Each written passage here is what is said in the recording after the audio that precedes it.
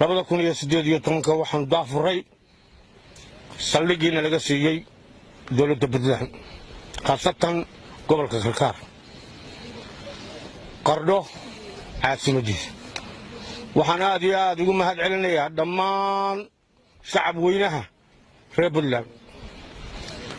waxaan u mahad celinayaa dowladda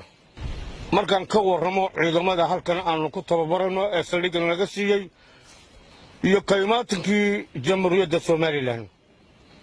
waxa ka bilaabantay cadaalad darro la yaab leh waxa ka bilaabantay dulmi ummadda dowladda loo yahay maaha laba qolo maaha waa ummad aad u badan waxay degtaa 6 gobol waxa ku nool ummad fara badan markii aan ka dhex arki waayay cadaalad rasmi markii aan ka dhex arki waayay dawlad loo siman yahay markii aan ka dhex arki waayay horumar ballaaran oo ummaddu u siman tahay waxaan go'aansaday inaan saldhig weydiisto Puntland si aan u suuliyo dulmiga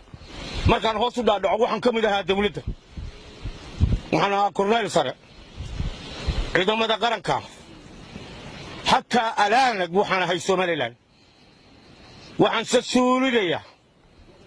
waxaan suulinayaa sida rasmiga markaan idin sheego cadaalad darrada iyo dulmiga waan soo taagnahay agoomo ku dhintay dalka xaq u leh xuquuq ku leh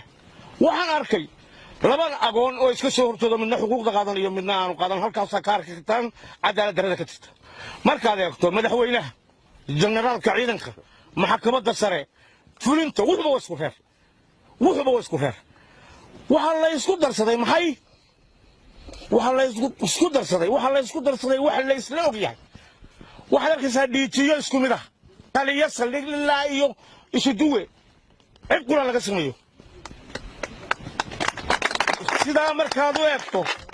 waxaad arkaysaa gobolka Sool dagaalkii waa ka dhamaan waayay naysin baa degan waxa degan ummad fara badan degaankayga ka mid ah degaankaygu gobolka Sanaag ilaa Sool ayuu xiriiriyaa dadka halka tuban waxay ka kooban yihiin Soomaaliland Sool iyo Sanaag jabhadu waxay ka bilaabmi doontaa 6 gobolba qof kasta oo xuquuqdiisa iyo aamin darrada